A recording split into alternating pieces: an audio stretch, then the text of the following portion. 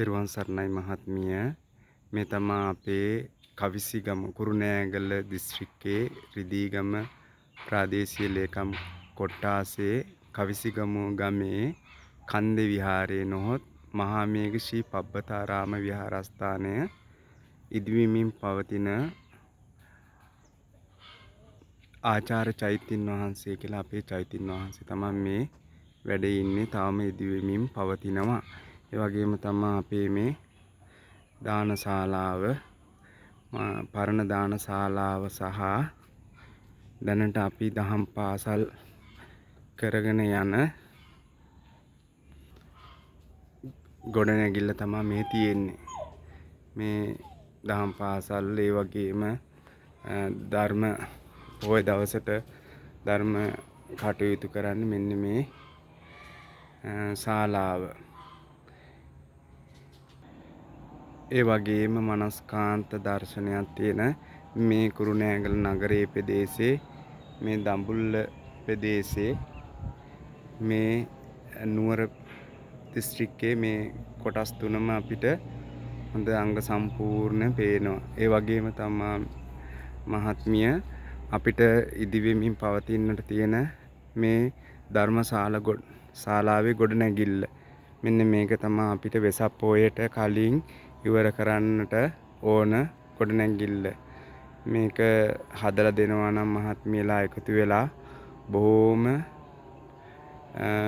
පිනක්. මොකද ධර්ම දේශනාවක් කරන්නට අපිට අර ටකරන් හෝල් එකේ ධර්ම දේශනාවක් කර ඉද්දි වැස්සොත් එහෙම සද්දේ ටකරන් වලට වැහි කුඩු වැටිලා සද්දෙට ධර්ම දේශනාවක්වත් කරගන්න විදිහක් නැහැ. මේ කොටස අපිට හදන්නට යන්නේ ලක්ෂ 35ක් පමණ. ඒ ලක්ෂ 35ක් අපිට කොටස් වශයෙන් හරි කමක් නැහැ. ඒ වගේම එකතු වෙලා 35 දෙනෙක් එකතු වෙලා හරි කමක් නැහැ ලක්ෂේ හරි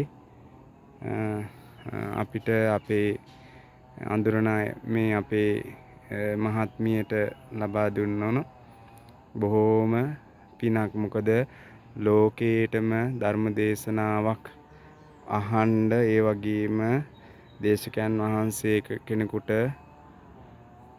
ධර්ම දේශනාවක් කරන්න හොඳ සුදුසු ශාලාවක් හදලා දුන්නොත් ඒ පින මෙච්චරයි කියලා දේශනා කරන්නට අපිට යුතුයකමක් නැහැ. ඒ කියන්නේ අපිට එහෙම කියන්න විදිහක් නැහැ. මොකද සියලුම දාන පරදවා ධර්ම දානය තමයි මේ ලෝකේ අග්‍ර වෙන්නේ.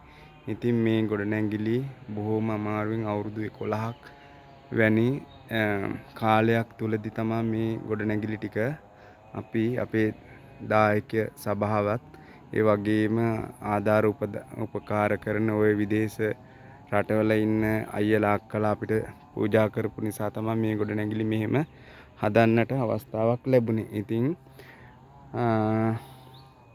බොහෝම කාරුණික සිහිපත් කරනවා වෙසක් පොහොය වෙන්න කලින් අපිට මේ ටික හැදිලා ඉවර වෙන්නට ඕන. ඒක නිසා ඔබගේ මෛත්‍රී සහගතව සොයලා බලලා මෙහෙම වංචාවක් තියෙනවා නම් අපේ රිදීගම පොලිස් හරි ඒ වගේම දන්න අඳුන්නන ඔයාලගේ රටේ ලංකාවේ ඉන්න කවුගෙන් හරි අහලා දැනගන්න පුළුවන්. එසේනම් මේ පින්කමට මේ ධර්මශාලාව හදන්නට අපිට සහයෝගයක් දෙන ලෙස ඉතා කාරුණික